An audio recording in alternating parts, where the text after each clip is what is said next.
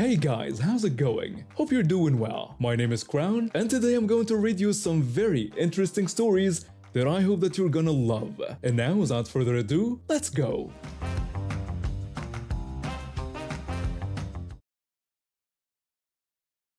I was an engineer for one of the biggest bread manufacturers in the UK for about 7 years now. It paid well enough, and I enjoyed keeping those massive production lines running smoothly. Our plant had 3 production lines making 220 loaves every minute when running well. The whole operation needed constant attention. Our team had 4 engineers including our team leader. We each had different skills. 2 were mechanical engineers, 1 was electrical, and I was the only one who could do both, plus software on our shift. This mix was important because the bread making equipment was complex. Things were fine until our engineering manager got fired. He was replaced by this numbers guy who couldn't manage people. We called him the accountant behind his back. The accountant had already pushed out several good engineers. Even worse, he would report operators for small mistakes, getting them fired for things that previous managers would have just warned them about. The guy seemed to enjoy using his power. About a month after taking over, the accountant called us to a meeting and gave us his new plan without asking what we thought. The accountant told us his new rules. Engineers couldn't be in the workshop unless fixing something or changing shifts. When I tried to speak, he stopped me and kept talking. He said engineers would each be assigned to one production line, with the 4th engineer handling all 12 slicers and baggers. Our team leader tried to explain why this wouldn't work with our different skills, but the accountant ignored him and said engineers must patrol their assigned lines unless on breaks, with no exceptions. After the meeting, we talked about this silly new system in the canteen. Our team leader said the new system would be a disaster because some repairs needed at least 2 engineers just to lift the parts. The electrical engineer asked what would happen when there was an electrical problem on a line with only a mechanical engineer. One mechanical engineer mentioned the problem of all 3 lines breaking down at once. I said the accountant didn't understand bread making. If the oven stopped, we only had 5–10 minutes before all the dough was wasted, and we couldn't always wait for the right engineer. We all saw the chance for some malicious compliance. Our team leader suggested we follow the rules exactly. If you're assigned to line 1, that's all you work on, no helping others. The second mechanical engineer said if there was an electrical problem on his line, he would wait until break time for help. The electrical engineer agreed and said he wouldn't point out problems he saw on other lines. I said as the only software person, if the controls went down on lines 1 or 2, they would just have to wait for me. The next shift, we started our plan. I was on line 3, which soon had an electrical fault. I called for help over the radio. I radioed that line 3 had a tripped circuit breaker on the proofer control panel. I explained that I was mechanical that day and couldn't fix it, and asked for the electrical engineer. Our team leader said the electrical engineer was on line 1 and could only check during the next break in 4 hours. I said all the dough would be ruined soon. The team leader just said we were following the new rules. About 2 hours later, a big belt broke on line 2. Usually, 3 of us would lift the heavy replacement belt while the 4th secured it.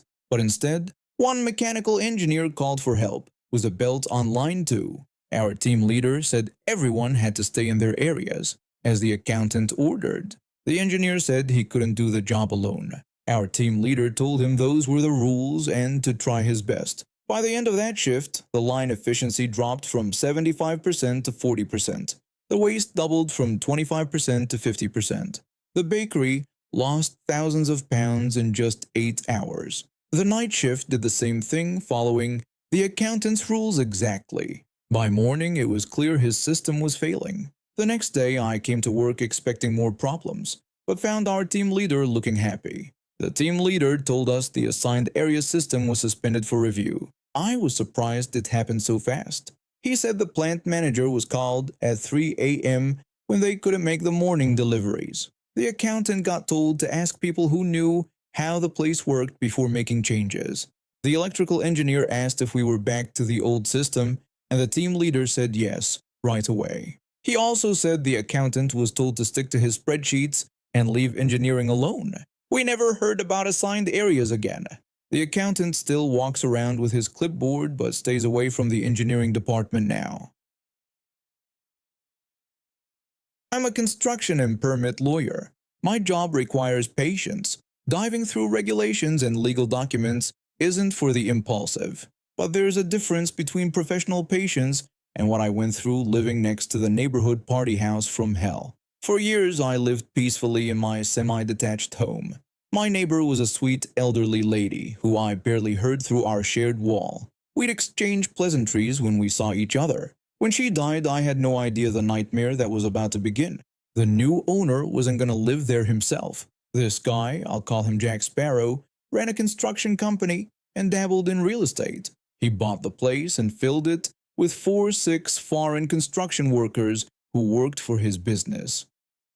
Rumors went around that Jack was exploiting these workers, paying them according to their home country's wage standards rather than our much higher minimum wage, possibly even unreported labor. But that wasn't my immediate problem. My problem was the noise. Unrelenting, wall-shaking noise. These guys would start partying Thursday evening and wouldn't stop until Monday morning at 5 a.m. when they left for work. I'm talking about music so loud I couldn't hear my own TV, or music through headphones. They had turned the living room right against our shared wall into their permanent party space. At first, I tried to be understanding. Maybe it was just a one-time celebration. But after 3 weekends of sleepless nights, I decided to talk to them. I went next door and asked them to turn down the music, explaining that it was extremely loud and could be heard throughout my house. One of the workers said sorry and promised to fix the situation, but nothing changed. I returned several more times, each visit making me more frustrated. During one visit, I complained that the situation was ridiculous and that the music needed to be turned down because it was disturbing everyone on the street. The worker simply denied that the music was loud. I tried to explain that if I could hear their music over my own TV and through headphones, it was definitely too loud. After getting nowhere with the tenants, I contacted Jack. I told him about the constant loud music problem. Jack dismissed me, saying it wasn't his problem and that I should deal with it myself. So I called the police, repeatedly, sometimes twice in one night. After about a dozen visits, it became clear that even law enforcement couldn't fix the situation. The tenants developed a new strategy. They'd blast music at maximum volume for brief periods to wake me up or bother me, then turn it off before police could arrive. As a lawyer, I knew my legal options were limited. I could get a judge to issue a notice saying their music was too loud, but enforcement would remain a problem. I was stuck waiting for something to change. Then one day, I heard unusual noise next door. Looking through my garden window, I saw a crane tearing down part of a wall. Let me explain, over the years, previous owners had built a small side building adjoining the main house. The wall of this structure was the divider between our properties. Now they were demolishing it without telling me. As a construction lawyer, 2 things immediately came to mind. 1. This type of work requires a permit from the city.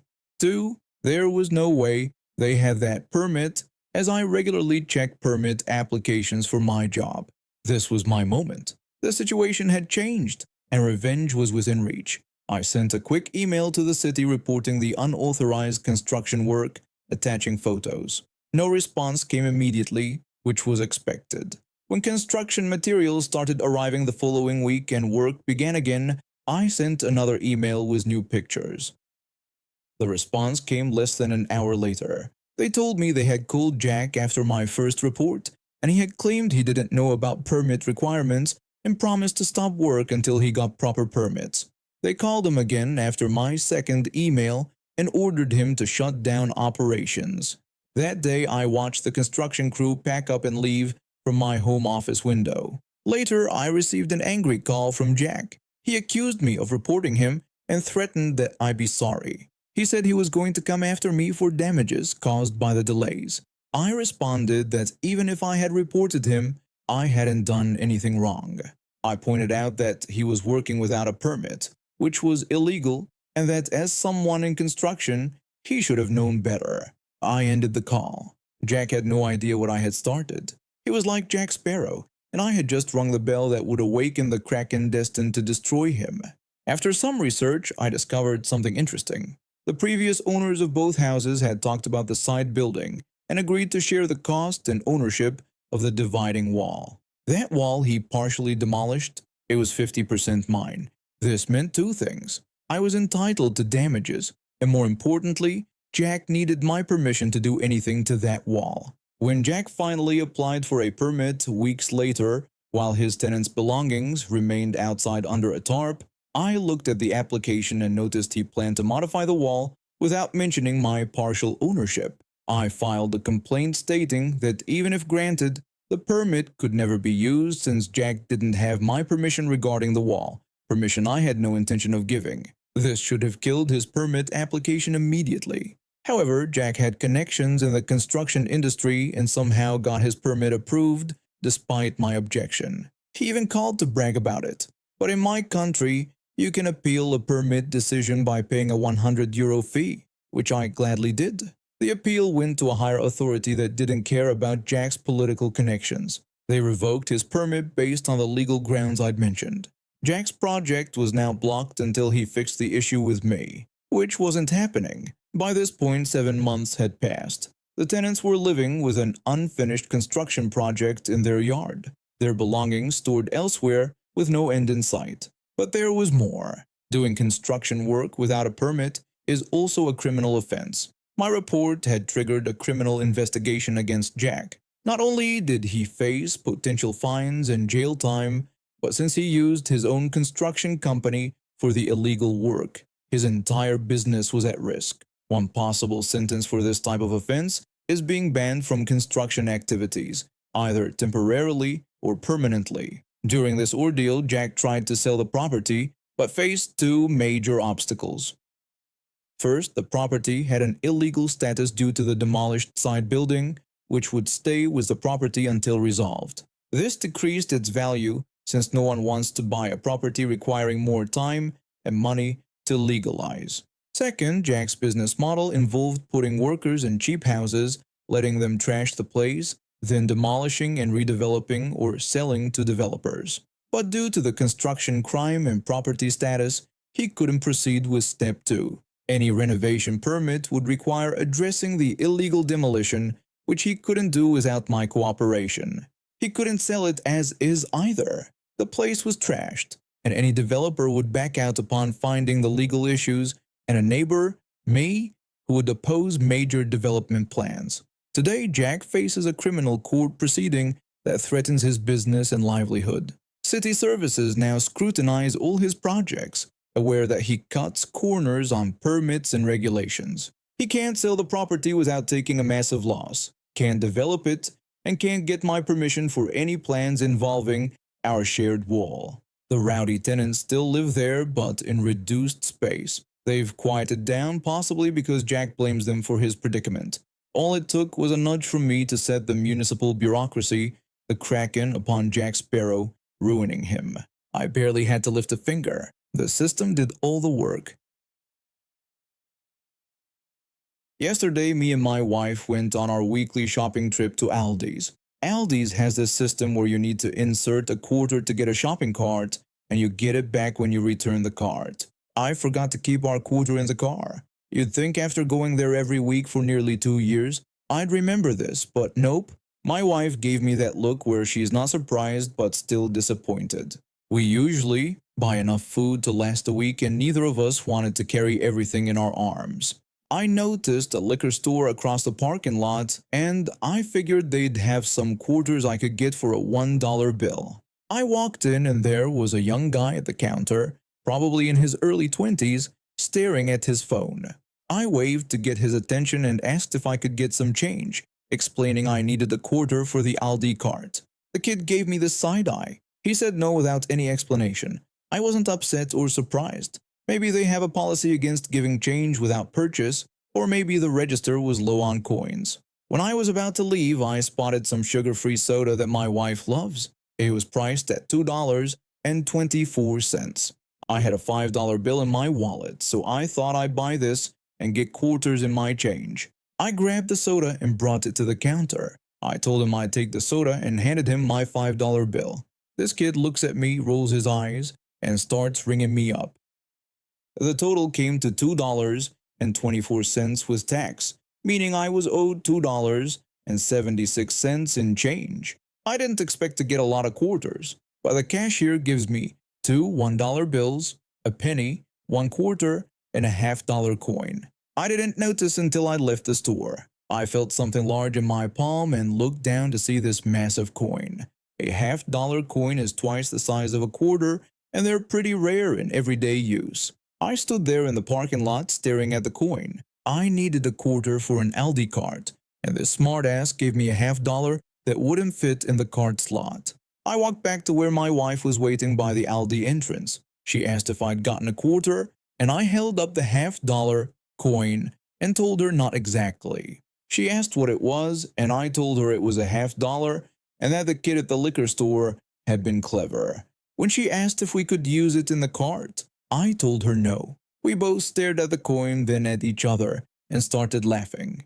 Here I was, a grown man stuck because of a cart system and a snarky cashier. I went back into the liquor store. The cashier looked up surprised to see me again. I told him I needed a quarter for the oldie cart since the half-dollar wouldn't fit, and asked if I could trade it for 2 quarters. The cashier said they don't do exchanges on change.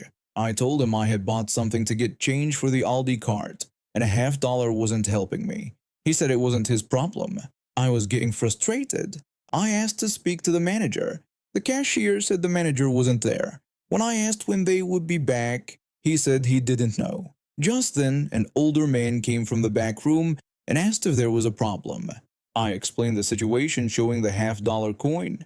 The manager looked at the cashier and asked if he had given me a half-dollar when I had asked for quarters. The cashier shrugged and said I had asked for change, and that was change. The manager opened the register, gave me 2 quarters for my half-dollar, and gave the cashier a stern look. I thanked him. I walked out and headed back to Aldi's where my wife was waiting. I held up the quarters. She asked if I had been successful, and I said yes. I know I might be the bad guy for making a fuss over something so small, but I found the whole situation funny. I don't think I've held a half-dollar coin in over a decade. We got our cart, did our shopping, and kept that half-dollar coin as a reminder. I was 19 and got my driver's license late at 27. I found a 1987 Ford Escort outside a mechanic shop for $300. My parents thought it was a good deal, so I decided to buy it. When my sister found out, she burst into tears and said she had wanted it. She already had a working car and couldn't afford to buy the Escort anyway. Her reaction made sense considering her history was Escorts. At 16, she bought a blue 1989 Ford Escort without permission. She was riding with our great-grandfather, saw it for sale on the roadside, and bought it on the spot. My parents had to register it in their names and help with insurance. The clutch went bad almost right away, and my parents paid $900 for repairs, even with a discount through our mother's connections. My sister treated that car badly. She drove it recklessly, smoked in it while underage, and filled it with trash. She crashed it into a pole, damaging the front. Later, the car got impounded, and she didn't try to get it back. The lot probably sold it for scrap, and my parents likely paid the fees. Back to my Escort. My sister was bitter about me buying it. She was jobless then, dependent on her nasty boyfriend. She pretended to accept it, but her behavior showed otherwise. She criticized my inability to drive a manual transmission. When I told her I could learn, she scoffed. She kept saying her Escort was newer and accused me of copying her, like when I got a Game Boy after she had hers in the 90s. She pointed out every fault in my car. Yes, it had problems, but it was my first car. I tried to fix it up. The mechanic replaced the heater cord cheaply. The car ended up as a farm vehicle before being sold for scrap. There was another Escort of the same model for sale locally at the same price, but my sister never tried to buy it. The real problem happened over something small. One day, I found a seat cover with glow-in-the-dark skulls at a discount store for about $5 to $10. I bought it. When I got home, I showed it to my sister before putting it in my Escort. Her eyes lit up. She said I had bought her a seat cover. She grabbed the box from my hands and started walking away. I stood there stunned. Then she looked more closely at the design and her expression changed. She complained about the skulls, calling it ugly. She tossed it back to me as if I'd offered her garbage. She said she didn't want it and walked off, leaving me holding my seat cover. Later, when I called her out, she tried to gaslight me. She claimed it was just a joke and denied trying to take it. She stuck to that story. But I know my sister. This was another power move. She was trying to take it, probably to see how I'd react. I think she did it because I bought her escort. Over the years, she went through 7 cars in 10 years, each with its own drama, each treated with the same disregard. That day with the seat cover showed everything about our relationship. She felt entitled to what I had, even when she didn't want it. She couldn't stand seeing me have something she didn't. I installed that skull seat cover in my escort. And now we have reached the end of today's stories. Thank you for watching, and see you next time.